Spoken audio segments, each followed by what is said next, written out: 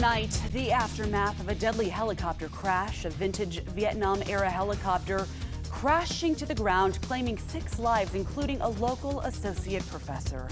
Welcome back to News 2 at 4. I'm Alex Dennis. Stephanie Langston spoke to one of Kevin Warren's colleagues. She joins us live now. Stephanie.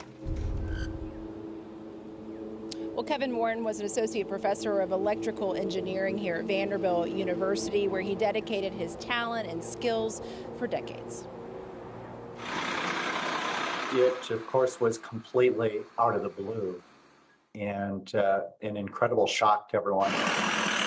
The news that Kevin Warren was killed in a helicopter crash on an annual trip is still hard to fathom for his colleagues. He was an amazingly talented guy.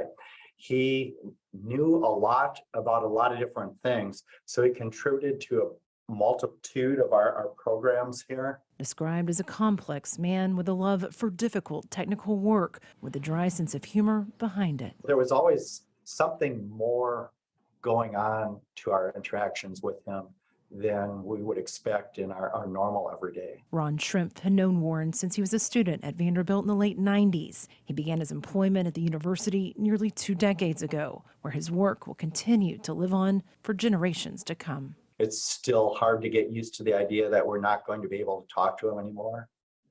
So we'll see how we go forward from there. But he meant a lot to us, and we had known him for so many years, and he was such a central part of our group and our team that we're all struggling with it. Now, university officials did send an email to the Vanderbilt community calling the news devastating while offering resources for support. Now, we've also learned that Warren was a flight instructor in Dixon. We'll have more on that part of the story coming up on News 2 at 6. Reporting live from Vanderbilt, Stephanie Langston, News 2.